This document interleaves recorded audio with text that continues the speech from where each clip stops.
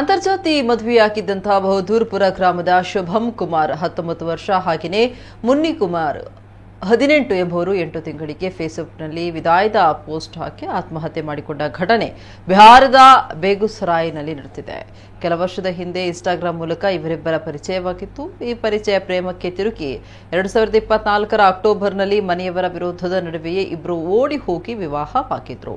ಮದುವೆಯ ನಂತರ ಮುನ್ನಿ ಮನೆಯವರು ಇದನ್ನು ವಿರೋಧಿಸಿದ್ರು. ಅಲ್ಲದೆ ರಾಜ್ಯ ಪಂಚಾಯಿತಿ ನಡೆಸಿ ಯುವತಿಯ ಸಿಂಧೂರವನ್ನ ಅಳಿಸಿ ಆಕೆಯನ್ನ ಮನೆಯವರು ಕರೆದುಕೊಂಡು ಹೋಗಿದ್ರು. ಬಳಿಕ ಡಿಸೆಂಬರ್ನಲ್ಲಿ ಮತ್ತೆ ಒಂದಾಗಿ ಒಟ್ಟಿಗೆ ವಾಸಿಸಲು ಪ್ರಾರಂಭಿಸಿದ್ರು.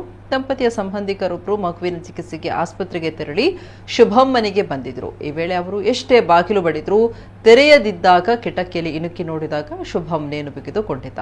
ಅದನ್ನ ಪತ್ನಿ ಮುನಿ ಹಾಸಿಗೆಯ ಮೇಲೆ ನಿರ್ಜೀವವಾಗಿ ಬಿದ್ದಿದ್ದನ್ನು ಗಮನಿಸಿದ ಅವರು ಪೊಲೀಸರಿಗೆ ಮಾಹಿತಿ ನೀಡಿದ್ರು.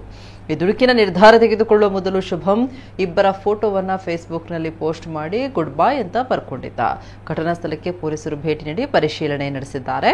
ಬಳಿಕ ಪೊಲೀಸ್ ಅಧಿಕಾರಿಯೊಬ್ಬರು ಮಾತನಾಡಿ ಬಹುದೂರ್ಪುರ ಗ್ರಾಮದಲ್ಲಿ ವಿವಾಹಿತ ದಂಪತಿಗಳಾದ ಶುಭಂ ಕುಮಾರ್ ಮತ್ತು ಮುನ್ನಿ ಶವವಾಗಿ ಪತ್ತೆಯಾಗಿದ್ದಾರೆ.